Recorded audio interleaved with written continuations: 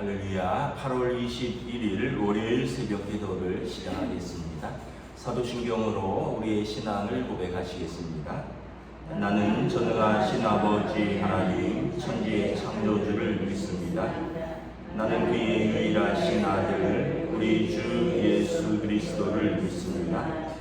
그는 성령으로 잉태되어 동정녀 마리아에게서 나시고 본디오 빌라도에게 고난을 받아 십자가에 못 박혀 죽으시고 장사된 지 사흘 만에 죽은 자 가운데서 다시 살아나셨으며 하늘에 오르시어 전능하신 아버지 하나님 우편에 앉아 계시다가 거기로부터 살아있는 자와 죽은 자를 심판하러 오십니다.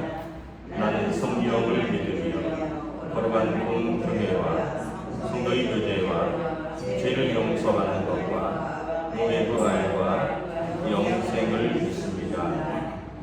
아멘. 찬송가 370장 찬양하시겠습니다. 찬송가 370장입니다. 주 안에 있는 나에게 딴 근심이 있으라. 십자가 밑에 나가 내 짐을 풀어내 주님을 찬송하면서 할렐루야 할렐루야 내 앞길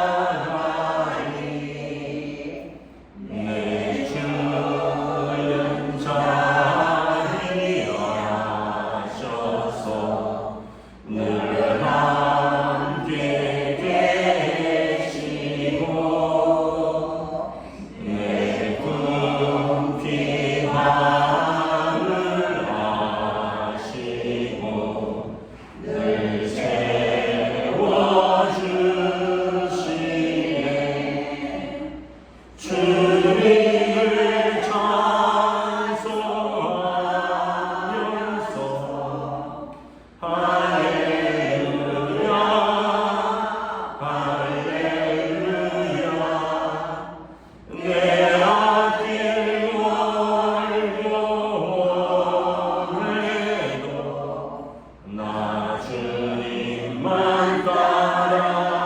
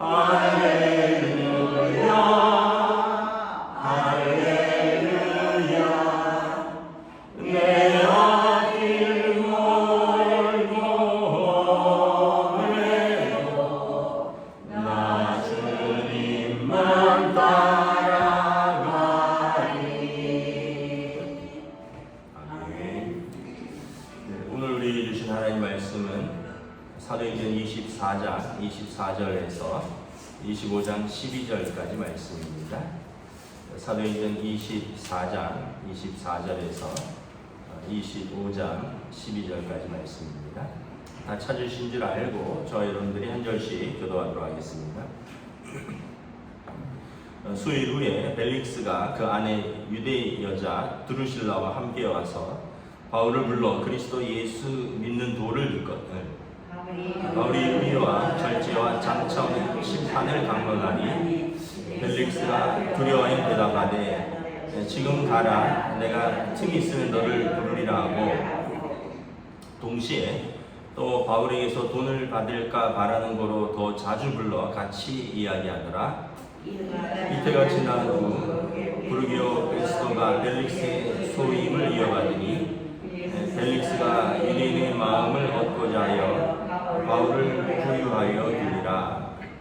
베스토가 부임한 지 3일 후에 가이사라에서 예루살렘으로 올라가니 대제사장들과 유대인 중 높은 사람들이 바울을 고소할세 베스토의 호의로 바울을 예루살렘으로 옮기기를 청하니 이는 길에 매복하였다가 그를 죽이고자 함이더라. 베스토가 대답하여 바울이 가이사라에 부리는 것과 자기도 멀지 않아 떠나갈 것을 말하고 또 이르되 너희 중 유력한 자들은 나와 함께 내려가서 그 사람에게 만일 옳지 아니한 일이 있거든 고발하라 아니라 베스토가 그들 가운데서 8일 혹은 10일을 지낸 후 가이사랴로 내려가서 이튿날 재판자리 앉고 바울을 데려오라 명하니 그가 나오면 예루살렘에서 내려온 유대인들이 둘러서서 여러 가지 중대한 사건으로 고발하되 능히 증거를 대지 못한지라 바울이 변명하여 이르되 유대인 율법이나 성전이나 가이사에게서 내가 동시 죄를 범하지 아니하노라 하니 베스토가 유대인의 마음을 얻고자 하여 바울더러 묻되 내가 예루살렘에 올라가서 이 사건에 대하여 내 앞에서 신문을 받으려느냐 바울이 이르되 내가 가이사의 재판자리에 섰으니 마땅히 거기서 신문을 받을 것이라 당신도 잘 아시는 바와 같이 내가 유대인들에게 불의를 행한 일이 없나이다. 만일 내가 불의를 행하여 무슨 죽을 죄를 지었으면 죽기를 사양하지 아니할 것이니 만일 이 사람들이 나를 고발하는 것이 다 사실이 아니면 아무도 나를 그들에게 내줄 수 없나이다. 내가 가이사께 상소하노라 한데 베스토가 배석자들과 상의하고 이르되 내가 가이사에게 상소하였으니 가이사에게 갈 것이니라 하니라. 아멘.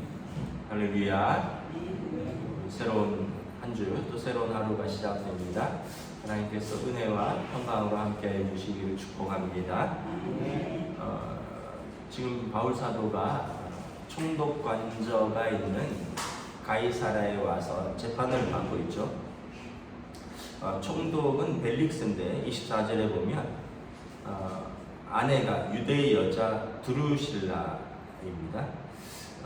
그러니까 이제 이 나사렛 예수에 대한 소문을 아내로부터 들었을 것으로 보입니다. 아내가 유대 여자고 이 총독 벨릭스는 이제 세 번째 결혼인데 유대 총독으로 오면서 유대 여자랑 결혼을 한 것입니다. 그러면서 이제 아내의 영향으로 나사렛 예수에 대한 소문을 좀 들었을 것이고 그가 이제 바울을 재판하면서 바울에게서 죄가 없다는 것을 알았죠. 그러면서 24절부터 26절에 보면 한 세 가지 이유로 바울을 계속 잡아두고 첫째는 바울을 통해서 그리스도 예수 믿는 도에 대해서 듣습니다. 그리스도 예수 믿는 도라는 것은 예수가 그리스도이시다라는 거죠. 나사렛 예수가 메시아이시다. 그가 주와 그리스도가 되신다라는 것이고 그리고 그분이 이제 죽으심과 부활하심 그리고 다시 오심에 대해서 이야기를 하니까 25절에 의와 절제와 장차 오는 심판을 말합니다. 주님 다시 오실 때는 재림하실 때는 이때는 의인에게는 생명의 부활로 또 악인에게는 심판의 부활로 모두 서게 될 것입니다. 주님 재림하실 때는 장차 오는 심판을 말하는 것이죠. 그러기 위해서 주님 오심을 우리가 맞이하기 위해서 의와 절제로 생활해야 되는 거죠. 의는 예수 그리스도께서 하나님의 의입니다. 예수께서 그리스도 되시고 그분이 하나님의 아들 되신다. 그래서 하나님의 의를 믿는 것이 우리의 의입니다. 그래서 예수님을 믿고 영접하는 것이 의이고요. 그리고 믿는 자들의 믿음의 삶, 절제된 삶, 장차 오는 심판을 두려워하는 삶에 대해서 말을 하는 거죠. 그러니까 벨릭스가 바울을 불러서 말씀을 들을 때마다 마음에 두려운 마음이 생기는 거죠. 그가 이방인 총독으로서 보면 그렇게 도덕적인 인물은 아닌 것 같습니다. 오늘 본문에도 보면 바울을 불러서 이제 이야기를 듣는 것이 이 도에 대해서도 관심이 있지만 26절에 보면 돈을 받을까 바라는 거로 더 자주 불러 이야기한다. 받침 하나 차이죠. 도와 돈입니다. 예수 그리스도를 믿는 도와 또 돈을 받을까 해서 혹시 바울에게 호의를 베풀면 바울에게서 좀 뇌물을 받을까 해서 더 자주 불러 이야기를 했는데 사실 더 자주 불러 이야기할수록 벨릭스의 마음에는 찔림이 있을 겁니다. 왜냐하면 장차 오는 심판에 대한 두려움이 있는 거죠. 그러면 어떻게 살아야 돼요? 그러면 그 도를 믿는 의와 절제로 살면 되는데 그에게는 두 주인을 섬기는 마음이 있었다는 거죠. 그래서 결국은 예수의 말씀처럼 사람이 두 주인을 섬길 수 없다. 하나님과 돈을 겸하여 섬길 수 없다. 이렇게 말을 합니다. 여러분 오늘 우리도 어쩌면 이런 마음이 있는지도 모르겠습니다. 우리가 하나님을 경외함과 또 하나님 앞에 섰을 때의 두려움으로 믿음을 가지고 예수 그리스도를 영접하는 그런 절제되고 믿음의 삶을 살고자 하는 마음도 있고 또 하나는 예수 믿고 좀 잘 되고 복 받아서 돈도 많이 벌어야지 이 땅에서 잘 되는 것. 그러니까 다시 말하면 믿음의 삶을 통해서 하나님을 경외하는 것에 따른 어떤 복을 바라는 그런 마음보다는 그냥 무당에게 가서 이렇게 복 빌고 절하고 복 바라듯한 그런 마음도 있다면 뭔가 잘못 믿는 거라는 거죠. 그 세상 사람들이 그러잖아요. 예수나 석가모니나 마호메트나 다 착하게 살자는 거 아니겠어? 근데 여러분 성경에 보면 예수님께서 말합니다. 내가 곧 길이요 진리요 생명이다. 다른 길은 구원을 얻을 만한 다른 길을 우리에게 주신 일이 없다라고 말합니다. 여러분 좀 믿음에 대해서 우리가 좀 일편단심 한 조각 붉은 마음이 있어야죠. 성경에 보면 하나님께서 뭐라고 말합니까? 나는 질투하는 하나님이라. 하나님은 우리를 사랑하셔서 독생자 아들을 내어주시고 또 우리가 하나님을 독점적으로 사랑하기를 원하십니다. 그런데 여러분 만약에 믿는 자는 하나님은 우리를 위해서 하나밖에 없는 아들을 내어주셨는데 우리는 마음을 하나님께도 드리고 세상에게도 주고 또 다른 것에도 주고 이렇다면 질투하시는 하나님, 질투하신다는 것은 뭐냐면 우리에 대한 사랑이 열정적이라는 거예요. 여러분 그런 부분은 없겠죠. 내가 당신이랑 결혼한 지 이제 오래됐고 당신도 믿으니까 또 우리가 서로가 서로를 구속하는 것이 서로 옳지 않지. 당신도 좀 다른 남자도 좀 만나고 당신도 좀 다른 여자도 좀 만나고 좀 그러면서 살아. 내가 이해할게. 그래도 우리는 부부인 거 다 알잖아. 여러분 그런 부부 있습니까?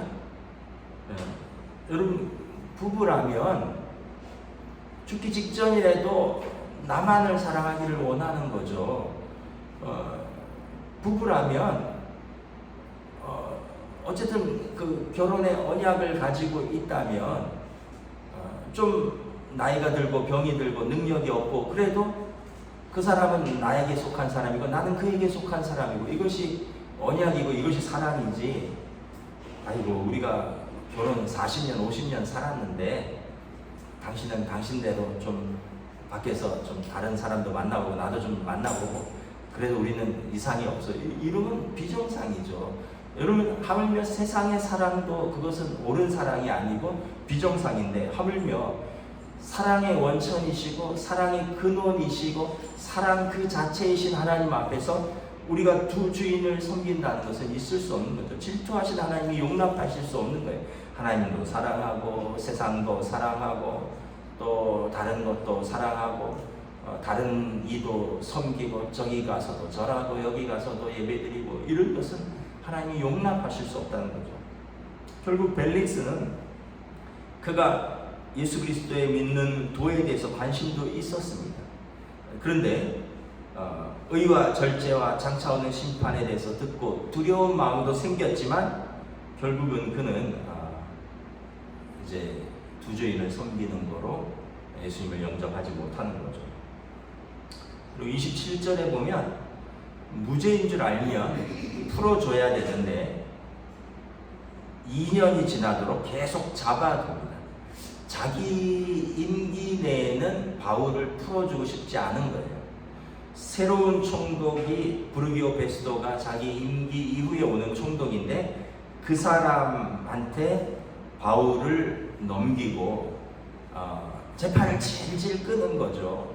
왜냐하면 유대인들의 마음을 얻고자 자기가 자기 임기에 바울이 무죄인 걸 판단하고 풀어줘야 되는데 여러분 재판장이라면 양심에 따라 법에 따라 판단하고 풀어줘야 되는데 재판을 하지 않는 겁니다.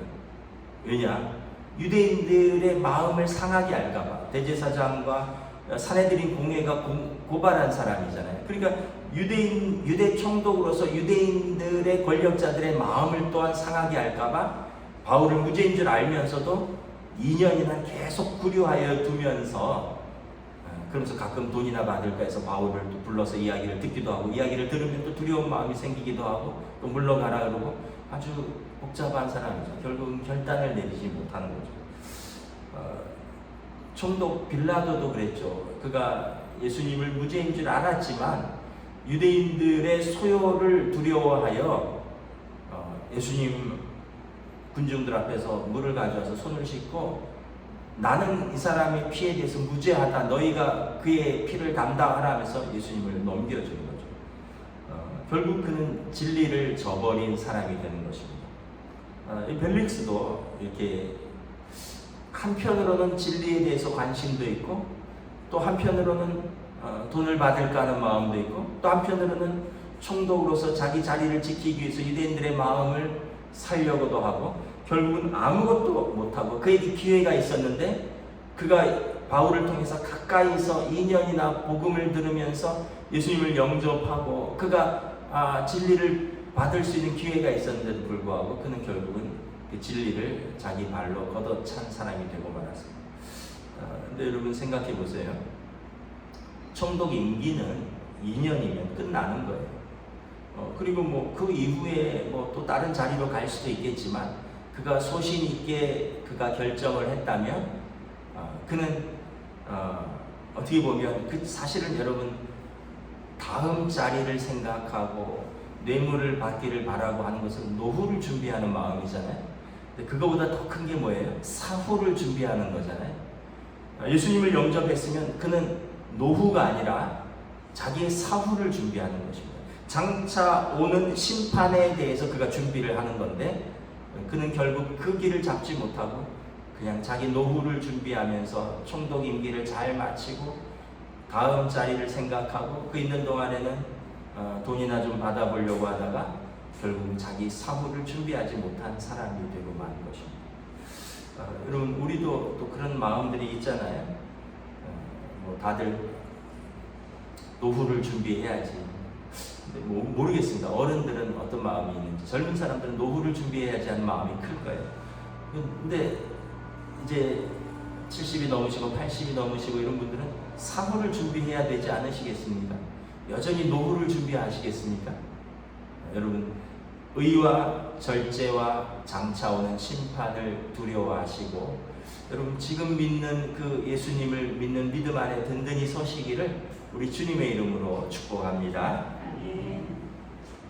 그렇게 2년을 바울을 잡아두고 새로운 총독 베스도가 옵니다. 새로운 총독 베스도가 왔는데 1절에 보면 베스도가 부임하고 그가 이제 가이사랴 총독 관저에서 예루살렘으로 올라갑니다. 예루살렘이 유대 총독이니까 유력한 유대인들에게 인사하러 가는 거죠. 가서 총독 부임 예배 같은 걸 드리는 건가 봐요.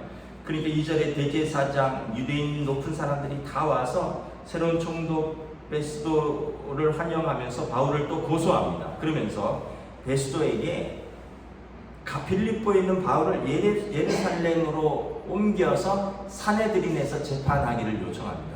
이것은 총독의 관할이니까 새로운 총독이 유대인들에게 호의를 베풀어서 그가 지금 가이사랴에서 재판받고 있는데 예루살렘으로 옮겨주십시오.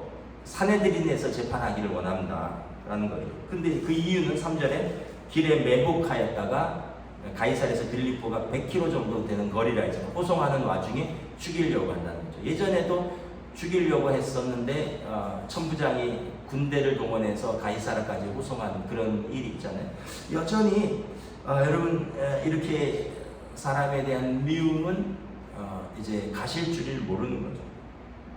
그래서 4절에 베스도가 이제 바울이 가이사랴에 구류된 거 나도 안다. 나도 이제 멀지 않아 가이사랴에 갈 건데 내가 가서 한번 알아보겠다. 그리고 6절에 8일 또는 10일을 예루살렘에서 지난 후에 총독 관저인 가이사랴로 가서 재판을 엽니다. 바울을 데려와라. 이제 신임 총독이 재판을 열면서 예루살렘에서 같이 온 유대인들이 여러 가지 중대한 사건으로 고발하는데 로마 총독의 입장에서 보면 실정법으로 고발할 증거가 없는 거예요. 그 사람이 무슨 살인이나 강도나 아니면 법을 어긴 거나 이런 게 있는 게 아니라 뭐 유대인들의 율법을 어겼다 그러고 성전에 이방인을 데려가서 성전을 모독했다고 하는데 그것도 마땅히 증거가 없다라는 거죠.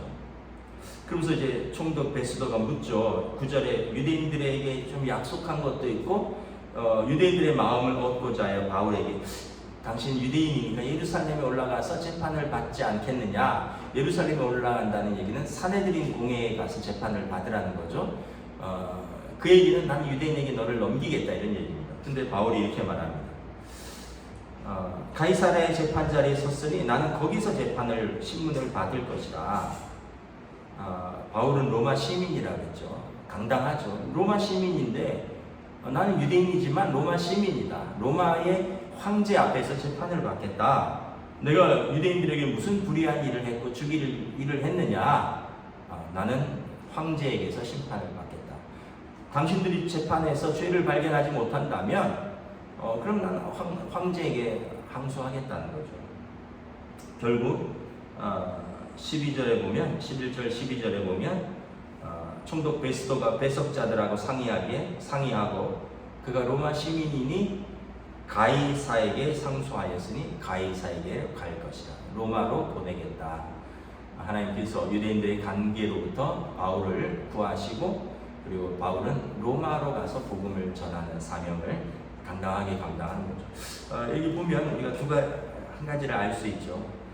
죄인이라고 부르는 사람은 당당해요. 하나님 앞에서 사람 앞에서 믿음과 양심으로 살고 이거 총독이라고 부르는 권력자들, 대제사장들, 유대인의 높은 사람들은 음모를 꾀하고 돈을 받을까 생각하고 사람들의 마음을 얻을까 생각하고 결국 그들은 양심에도 부끄럽고 자기 직무에도 충실하지 못하고 하나님 앞에서도 옳지 않다는 거죠. 누가 죄인이고 누가 권력자인지 누가 재판관인지 알 수가 없는 거죠.